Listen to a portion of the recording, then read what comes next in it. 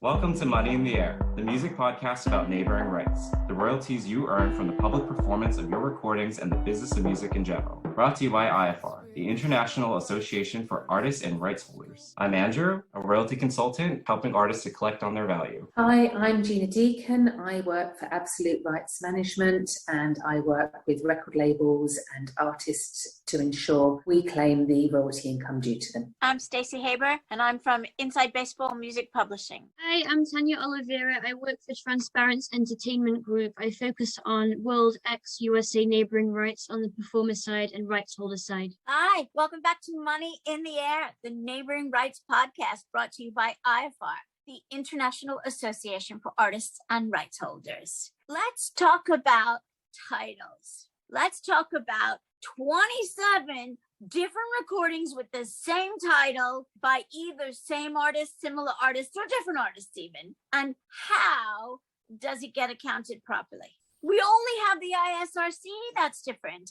And if they're released at the same time, like, 5 different mixes of the same single, those numbers are going to be so close to each other. At Sound Exchange, you definitely want to make sure that you have your unique ISRC code registered. And then in the event that any royalty source, say Pandora, is going to pay Sound Exchange, they don't report an ISRC code. All they report is the song title and maybe the artist name. If they report both of those criteria, they will hypothetically match it to your account via their broadcast process, which means that it's an auto match, not necessarily something that you registered. So in your Sound Exchange account, it's going to populate multiple work IDs, which will allow you to collect on that income. But if Pandora doesn't use the ISRC when reporting, if there are 7 versions of I Want More by Slim XYZ, and the first one is the remix by Jungle Jim, the second one is the remix by Mr. Freeze, and the third one is the vocal version with a special guest, how is Sound Exchange going to know which one to give the money to? This is a good question because what I've seen in that case, they're going to allocate based on the number of featured artists mentioned within the title track. So if the artist is artist A, and then it's the vocal version by artist B featured in the title track, it's going to be allocated at 50% each. That's why it's so crucial that you make sure that if you're a featured artist, if it's a vocal remix, even if you're a remixer and you're remixer A version of this, you're going to get featured artist credit for that just because it's mentioned within the title. That's good to know. Is it the same at PPL, Tanya? Yes, it is. It's very similar. And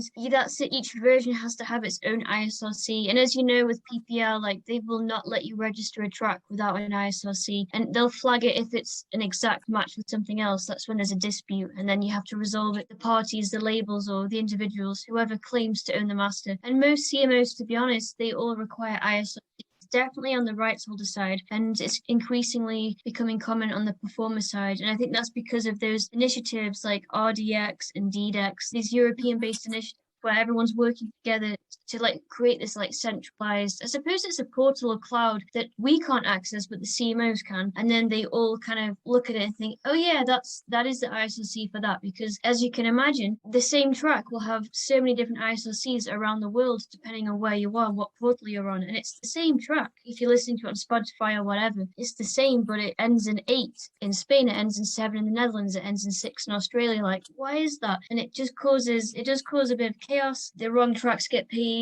Have your metadata correct and standardized, and do not duplicate. And we recommend that you have the year of release reference within the ISRC. That's usually recommended, just so that you can keep track of things. So for example, it's 2021, somewhere just put 21 in the ISRC. So there are ways to ensure before anything gets released that you're doing the best you can if you can't have a totally unique title. Put your artist name in the title. Make sure you're credited properly as a featured artist for performers. Make the unique ISRC code really unique and put the year in so they know when it's released. Make sure your metadata is done before, and make sure you include it in the agreement. Listeners, any agreement that you do, any contract that you do before you make the work, before you leave the studio. It's going to make the reporting end and the income end so much easier and clearer. So don't throw away your money by being afraid to enter into an agreement on paper. Thank you very much for listening. Remember, go to www.ifar.co.uk. That's IAFAR.co.uk and join now, because these questions are all answered again on the website, and you'll have access to us personally if you want to ask a question about your own catalog. Thanks for listening. Bye.